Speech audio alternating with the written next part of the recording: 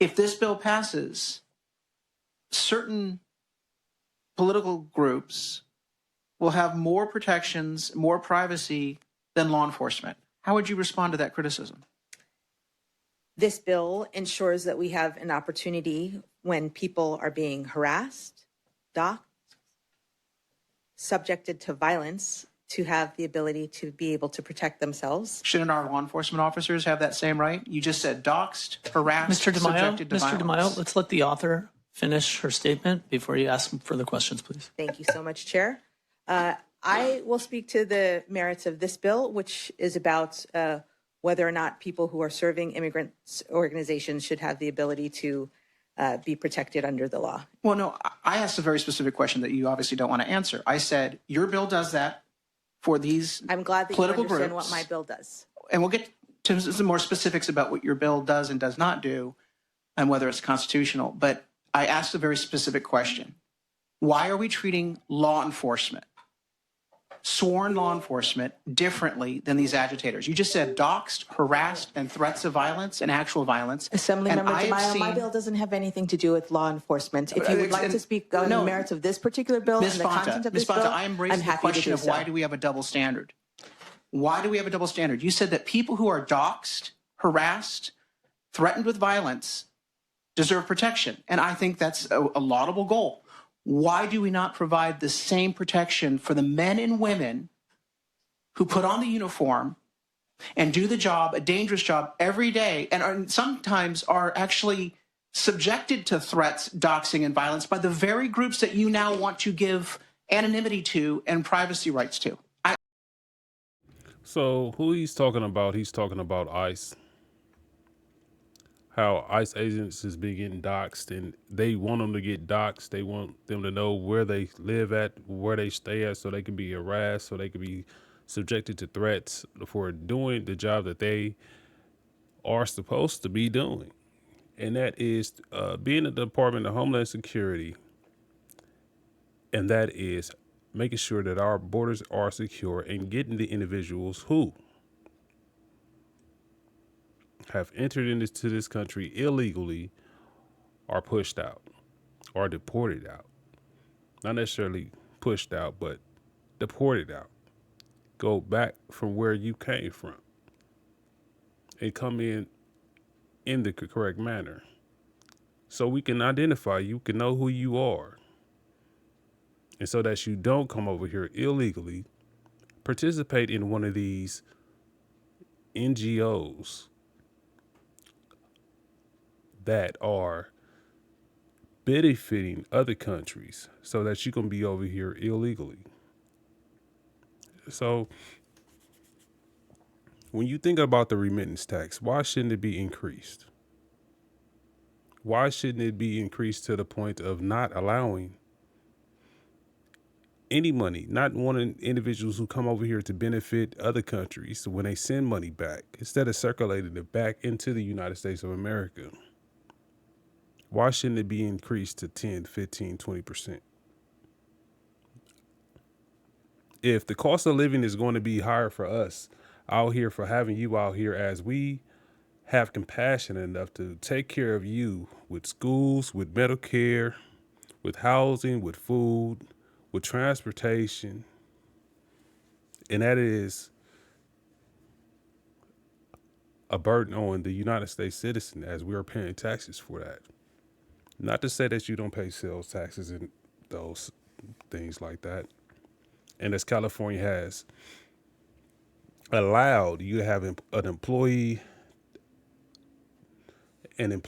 tax identification number, so that employers may hire you and take away funds out of your paychecks. Still, that doesn't overwrite the law, which states you are that you have unlawfully entered into this country.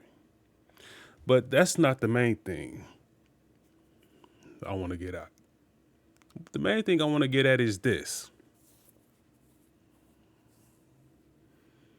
Why does the American citizen have to be quiet about what's going on?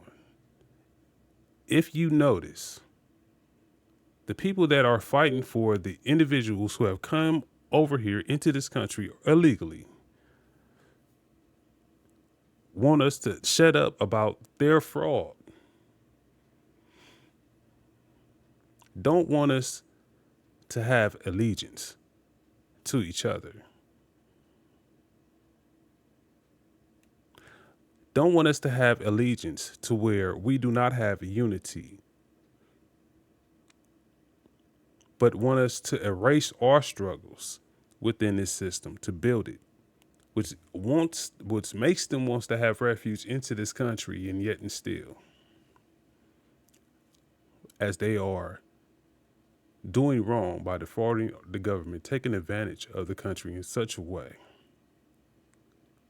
I want us to be quiet about it. It sparks me with some type of disrespect. And the main thing that, I give to my culture, I want to say Black America, is one thing's for sure. We have, as I grew up, well, let's take this from an American culture. This is white America and Black America. If disrespect was given, you will give it back. You will get it back. Today, it seems like the culture of disrespect is accepted and shut up. This is what I see with regards to this bill that is being called the Stop Nick Shirley's Act.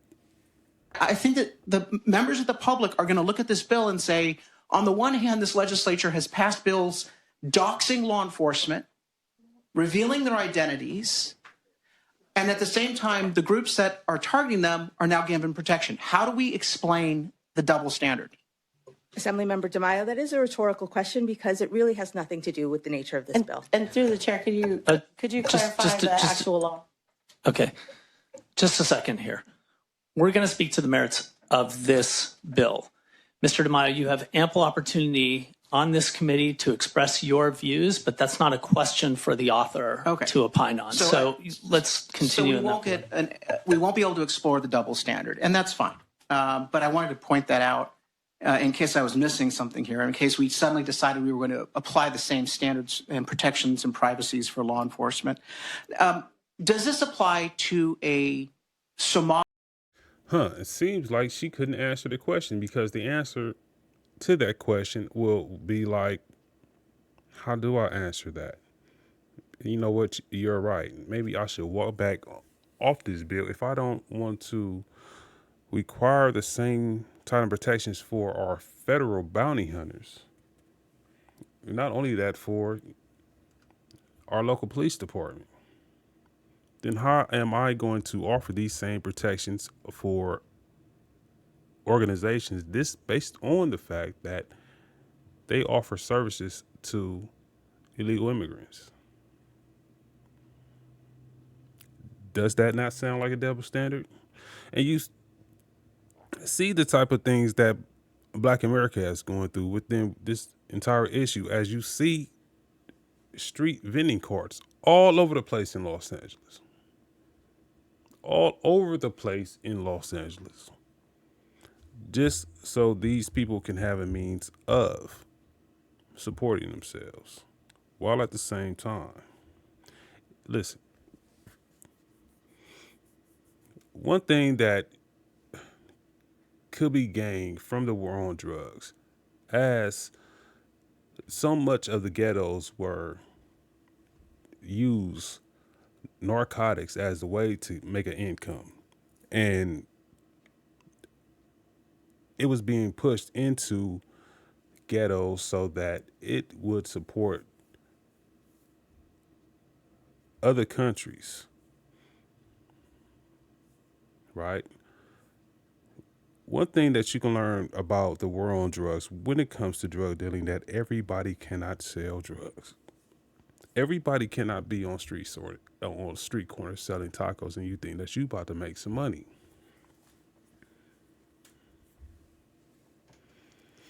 We cannot have three street vendors on one intersection, all trying to make money in the same spot. Ain't nobody gonna make no money. But if there was a black American who was trying to do the same thing, there would be a problem.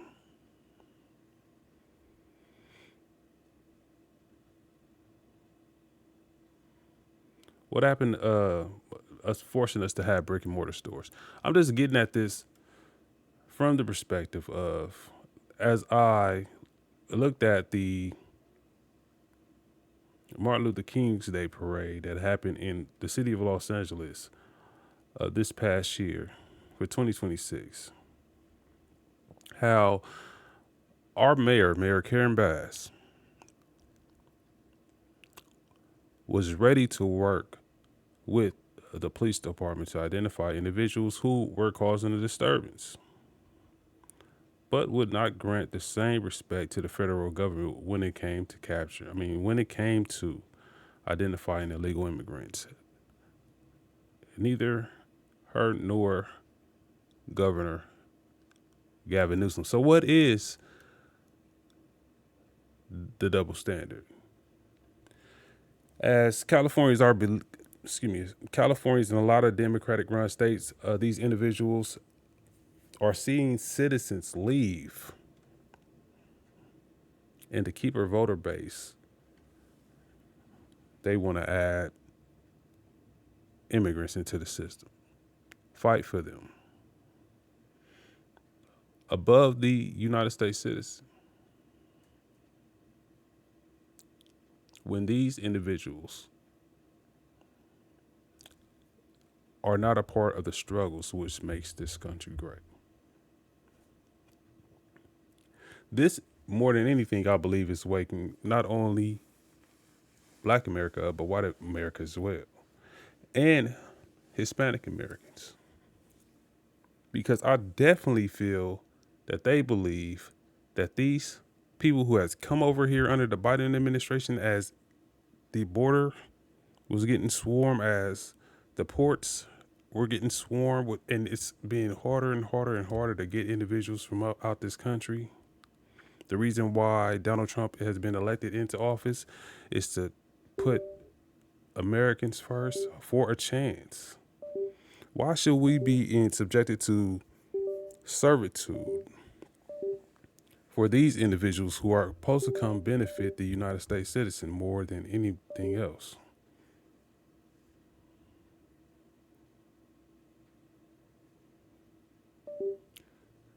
Why are they getting business loans over the United States citizen and getting business loans, starting a business, not even wanting to hire United States citizens? Or if they do hire a United States citizen, hold up, wait a minute. Aren't they supposed to be working for the United States citizen instead of the United States citizen working for them?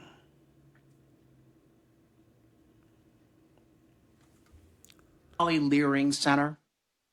In 6218.11, you define a designated immigration support services facility as a facility where immigration support services are provided, including but not limited to nonprofit offices, Department of Justice recognized entities, community legal clinics, law offices, accredited representative sites that provide immigration legal services, and healthcare facilities. The Somali Leering Centers that were the subject of a national outcry on fraud, could they not be defined? Could they not fall under the definition that you've provided, that if a citizen journalist or if CBS News that just showed up at a building looking at fake hospices in LA showed up at some of these so-called service providers and was investigating waste, fraud, and abuse and took video of the offices and questioned Mr. people? DeMaio, I believe that your question is would those facilities qualify under the bill? And let's ask that question and reserve your time for your opinion afterwards. He got the right to use his time the way he wants to use his time. What are you talking about? I guess he don't like the fact that this is all being broadcast to a point to allow the United States citizen to completely understand what this bill is all about. They're afraid to tell the truth. In your scenario, Assemblymember DeMaio, the folks who were investigating that were reporters, journalists. They were not subjecting any particular organization to violence or threats of violence. That is the nature of this bill. No. Okay, so let me draw your attention. The reason why I wanted to establish that, because in section 6218.19, it says a person, business, or association shall not knowingly publicly post or publicly display, disclose, or distribute on the internet, websites, or social media the personal information which relates to the work site, those fake hospices that my colleagues so diligently and effectively helped reveal in Los Angeles. Not only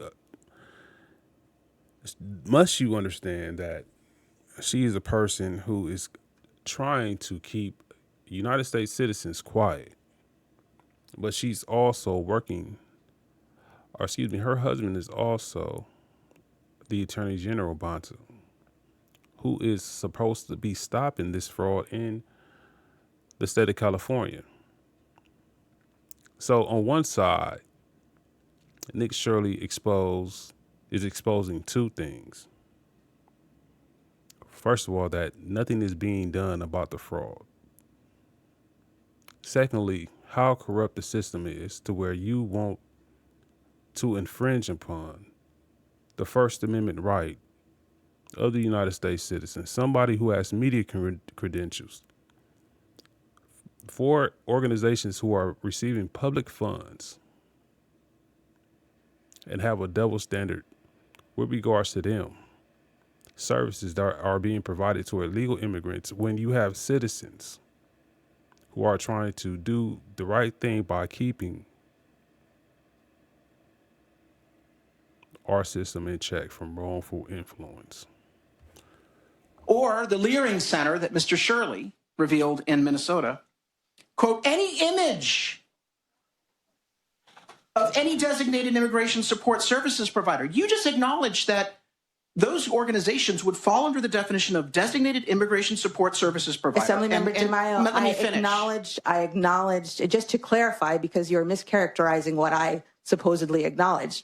What I acknowledged was that under the scenario that you offered, that individuals who were investigating were journalists. This bill ensures that we protect lawful free speech and opportunity for criticism. Hold on a second. You do not provide an exemption for journalists. You also do not distinguish between whether posting video, like Ms. Macedo in her investigation, posted a video of, 90 fake hospices, and Mr. Shirley had dozens or 50, 60 fake Leering centers for the Somali community in Minnesota. Posting the video apparently would be punishable under your law. Are you aware of those provisions? In this bill, applicants have to show evidence of threats, harassment, or violence. In the scenario that you've offered, neither of those things were trying to be done. No, not under 6218.19. Now, you may want to amend your bill to clarify that, but 6218.19, let's make it quite clear. Ms. Macedo would be sued. She'd be subject to sanction if she showed up at these groups and said that somehow waste, fraud, and abuse was occurring, which I think is a matter of public import, which is certainly within her rights as a legislator on behalf of her constituents and California taxpayers. But if she posted that video, she'd be in violation, arguably, of 6218.19. I actually don't think so, Assemblymember. It's your bill, and it's what it says. Under that scenario, Ms. Macedo, apologies for invoking your name into this particular example, would be operating in her role and purpose as a legislator. She would be offering and conducting investigation and an opportunity to provide insight or opinion so politicians are exempted? About a particular action. Is it because she's a legislator that she gets exempted? I'm trying to figure out I think, wait a second. Okay, Mr. DeMaio, You have made your points very clear. You're very concerned about the interpretation. The author has explained that there's a difference in this situation as it relates to whether somebody is under threat of violence. We've made these points clear. Do you have anything further that you want to discuss? Yeah, it doesn't matter if she doesn't make the exception. If the wording is not in the bill, then the exception is not happening. We're going about how the purpose of the bill is illustrated. The purpose of the bill is being illustrated so that no fraud is able to be exposed by anyone. There is no exception. It doesn't say it, with the exception of journalists, independent journalists, a regular person off the street. It doesn't even say that. What if, for instance, a person who's receiving the wrong type of services, who's an illegal immigrant, wants to report with regards to the services that they are receiving to these NGOs who are supposed to be for illegal immigrants? What if there is a need for these people who are receiving these services to report on the services that they are supposed to receive and are not receiving them? There is no exception that is being made with regards to this whole little issue.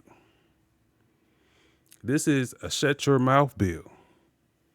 This is a we want to impinge on your rights bill, because this has to do, first of all, with my husband. And this has to do with a whole dynamic of protecting some people that who we generally feel look like me. Forget any of the struggles. Forget the allegiance and unity. Forget about the struggles of what you have done to implement this Bill of Rights. Forget about the allegiance and the action that Nick Shirley is taking on to ensure that our tax dollars are being spent well. Forget about the allegiance to people as we cater to illegal immigration over the United States citizen. This is a feudal system to where everybody is trying to get a piece of the pie. Everybody is trying to show favoritism to leadership. And in terms of favoritism to leadership, whoever is going to get the reward for that favoritism, this is how the Democratic Party is operating. Whoever shows that favoritism get a higher rank to be lords. They piece of the pie. This is how the Democratic Party is operating. Go look into the feudal system. We are not these people's peasants. We have no allegiance to party. We have allegiance to people. You want to infringe on our rights as United States citizens to cater to somebody else, because these individuals whom you feel as the United States citizen are getting tired of your mess, are seeing what you're doing.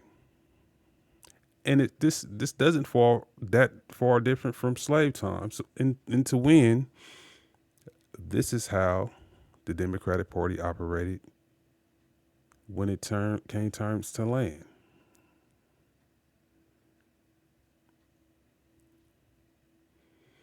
You know, because there was two different classes. There was a class of white Americans who did not own slaves, but there was a class of Americans who owned slaves. There was a class of white Americans who worked just as hard as slaves in their own farmland. While there was a class of white Americans who owned slaves and were the higher ranks. And because the slave during these times was the lowest of the class. The class that was above the slaves was the people who owned the land, worked their own farmland, and had no slaves. So the highest class that you can get was a culture of having slaves and land. And I bring attention to that was a culture because that was a culture. This is the same identity that we have had tried to get rid of in this country for so long. Don't talk about it, be quiet. Or we'll break, or we'll start a civil war. How you gonna start a civil war with individuals who don't belong here? No pun intended. Because I do respect people, but I have allegiance to the people of America. That is the American power. The American power, when it comes to responsibility, and I would like to bring this up all the time, that my responsibility to each and every American citizen here is my freedoms means nothing if yours is denied. That does not apply to illegal immigrants. All men are created equal applies to United States citizens, not to illegal. That's an allegiance that we have to each other. Liberty and justice for all applies to United States citizens. That does not apply. This is the rights that we fought for amongst each other, and that we have respect for each other. And if anybody wants to come in and use our funding, our tax dollars, then we have a right to know about it, no matter what she's talking about. As I guess she don't understand the system in which we operate to be trying to draw up this bill. I don't know who she writing up this bill for, but apparently she needs to learn a valuable lesson. And he's giving it to her. So much so that he had to be shut down, which he shouldn't have. He shouldn't have at all. He shouldn't be. He should let him cook. What, Lowenthal? That's his name. Should let the other guy cook. What's his name again? Because he deserves a lot of praise, and he's a Republican, by the way, who's trying to bring this out. Because one thing that the Republican Party don't do, see, this is something that you got to learn about the whole Substance and Control Act, the Substance Abuse and Control Act, that if it's not in the bill, then you have to have court proceedings, and so this just buys time. And what you got to see there the manipulative plays that is being going on, which within attempts to continuously buy these individuals time to be in this country until Trump's get out of office. They want time to keep these people here so they can get these people amnesty in this country. Listen, we are headed into a AI and robotics era. I just saw some incredible stuff to where people are not making food at restaurants anymore. I mean, we already have the Tesla restaurant in Los Angeles. This is real, people. We're not going to need people to clean houses, be at restaurants. We're just simply not going to need it. All this, you have to put Americans first in this issue because there is a new era that we're going into. And I'm not going to be quiet, especially when I see the war on drugs. Remember the war on drugs. Reflect on the war on drugs. Look at the difference between how the fentanyl is being treated and how crack was being treated. How illegal immigrants are being sheltered into this country with an open border policy under Joe Biden. And it's like, come on, bring your drugs with you. And you locked up so many black people as they were being used to sell drugs to support wars in other countries. These are just talking points, though. There's so much going on with regards to American power where under Donald Trump is running full circle, where the truth has to come out. Too bad that y'all have let this internet unleash itself. Tiny Cross-H.U.G on the Trumped Up Live Show. Always remember to like, share, subscribe to the channel. It's a good day to be a soldier. We are the essence of God's image. We are the representation of God's love for his creation.